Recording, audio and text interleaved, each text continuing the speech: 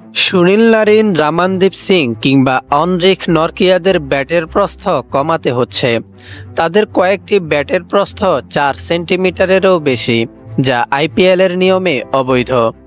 Bat গজ দিয়ে মাপার সময় তাদের ব্যাট নিয়ম অনুযায়ী অবৈধ প্রমাণিত হয়। সারা বছর ফ্র্যাঞ্চাইজি লিগ খেলা ক্রিকেটাররা বেশি প্রস্থের ব্যাট ব্যবহার করে থাকেন, যাতে বল দ্রুতগতিতে বাউন্ডারি লাইনে পৌঁছায়। কম সময়ের মধ্যে বেশি রান করার জন্যই এই ধরনের ব্যাটের জনপ্রিয়তা বাড়ছে। এছাড়া ব্যাট প্রস্তুতকারক কোম্পানিগুলো অনেক সময় বেশি মোটা ব্যাট তৈরি করে ফেলে, যা বৈধতার মাপকাঠি ছাড়িয়ে যায়।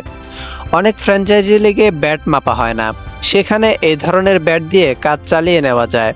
আইপিএলে এবার থেকে মাঠের মধ্যেই ব্যাট মেপে দেখা হচ্ছে। আম্পায়ারের সন্দেহ হলেই কোনো ক্রিকেটারের ব্যাট মাপা হয়, আর এভাবেই নারিনদের ব্যাট ধরা পড়ে। পাঞ্জাব কিংসের বিপক্ষে শেষ ম্যাচে নারিন যে ব্যাট দিয়ে শুরুতে নেমেছিলেন তা অবৈধ ছিল।